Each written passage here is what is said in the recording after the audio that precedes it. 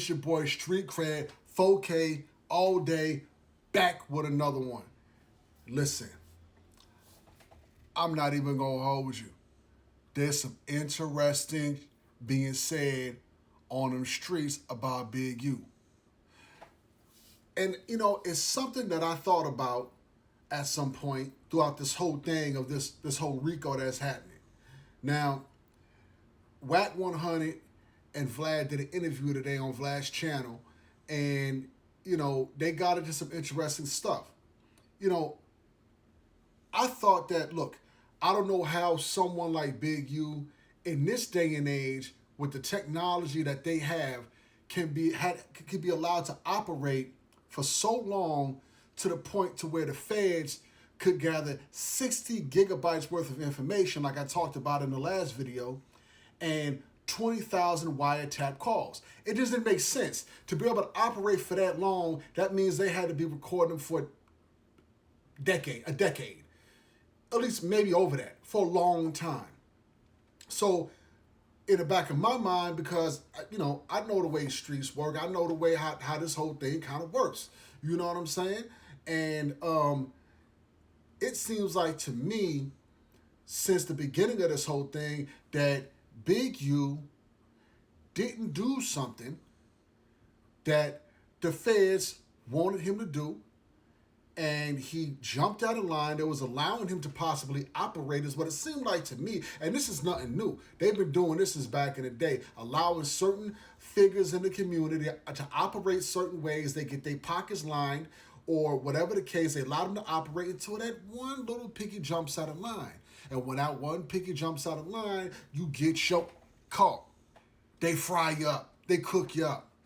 Kind of like what's happening to Big U right now, right? And so I thought the same thing about this, but you can't go just saying things that you have no idea whether there's any evidence about that's out there, right? My thought process around the whole thing was that how can you be allowed to operate for this long and nothing happened to you? They wanted him because they could have stopped at 1,000 wiretaps. They could have stopped at 500. But what's even crazier... How long do these wiretaps go back for? How many years? Well, we understand the investigations on the Rolling 60s and the Big U enterprise started in 2021.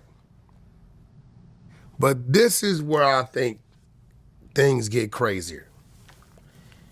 I'm hearing there's a bunch of... Sorry, I just want to interrupt you real quick. So they basically said that what they call the Big U enterprise from at least 2010 until his arrest. So they've been watching this for 15 years. So they've been watching him? Well, this case includes information from 15 years back. That's a lot of damn wiretaps. That's a lot of information. What was shocking, though, is they're telling me a lot of the robberies were being fed to him and funded by the feds, meaning they will have a informant, right? Call somebody, if not him directly, and say, hey, this dude over here got this, got that, right? And it would get to him, and allegedly, he would put together the play, and they would go in and do their thing. But what they were going to do their thing on, he was working for the feds and robbing the feds at the same time. The whole robbery was set up by them to get to him for him to come get it. 15 years going back to 2010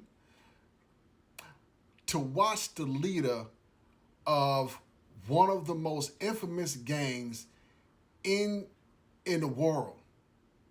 They're one of the most infamous gangs known all over the world for that long. And they had all this evidence on him, or the feds are getting close to being exposed for their involvement and getting their pockets lined, or whatever they doing, and they gotta look like they going after somebody. Whatever it is, it's smelling kind of funky. It's smelling kind of funky, and it's smelling like Big U was the one truly getting deep fried cooked for this. But it's smelling kind of funky, and it's smelling like he didn't really act alone. And when I say act alone, I'm not talking about his co-defendants. I'm talking about he didn't act on his own accord. It seems, or not solely. Seems like to me there were some bigger people involved. Like the feds. That's just what it seemed like. I can't say that that's for show, because how do you ever know for sure if the feds is involved in something like that, right? That kind of information is what people die over. Yeah, so the prosecutors wrote, in the shadows, Big U was secretly operating as a kingpin of criminal enterprise that ruled Los Angeles through violence, fear, and intimidation. In one intercepted call, Henley said, "I'm retired, N-word, activist. I'll pull up on your block right now, N-word, and show up and show out, N-words." That's what happened to the last N-word that thought I was retired. Yeah, man, listen, I hope he beats it and comes out. Like, I'm cool with Big U. Like, you know what I mean? Bro, Like, I'm going to be real. 600 years, I haven't seen the list of witnesses against him. Oh, that's not out yet? We haven't seen that, brother. And I know it's going to be a whole lot. It's going to be a lot of people that got caught up. See, it's one thing to be respected. It's another thing to be feared. When you got a lot of people that fear you, they don't mind seeing you gone. If Big U was working for the feds, like Whack 100 said, robbing for the feds while the feds was setting up the play, that's something that could be possibly logical. Because it's certain types of operations, and you just can't operate like that for that long, for 15 years, unless the feds want you to operate. But it makes a little sense. They allowed Big U to operate. Big U started robbing them, or started not doing what they wanted him to do, which might be possibly, setting up his own people to take falls, whatever the case that the feds want to put on you, they're going to put on you, and they're going to use you until you all used up. And when you all used up and you don't want to do what you want them to do, or maybe Big U at some point in time wanted to turn, as close to civilian as possible, or, corporate thug, or whatever the case, or, and the feds like, that's not happening. That's not what we're doing. If you do that, we're going to warm up the Crisco. We're going to heat up the Crisco, and we're going to put yo right in it. And we're going to deep fry you and cook you. And, possibly Big U was like, and here we are. Now, I'm not saying that that's exactly what happened. I'm just saying, from my bit of street knowledge, and from where I'm looking at it, and from the evidence that's kind of out there, it's seeming like that. And of course, all the not the co-defendants, but all of the witnesses that they're gonna bring forward. So when I tell you, when I say it seemed like he's really cooked, deep fried Southern style cooked, it seemed like that. They haven't even got to the witnesses yet. Like Whack 100 was saying, when all those people get out and get to talking because they fed Big U, they was being extorted by Big U, and on top of that, the feds was allowing this extortion to happen. It was allowing Big U to operate. And that's what I believe. They didn't just take all this long to catch it, but once they get to talking and spilling the beans, gonna get worse. Gonna hit the fan and make a mess everywhere. That's what's gonna happen. So this is still just warming up, and it's already like a movie. We watch a movie happen through podcasts. We watch a movie happen through YouTube, through all these different podcasts put together in one. Right in real time, it's happening.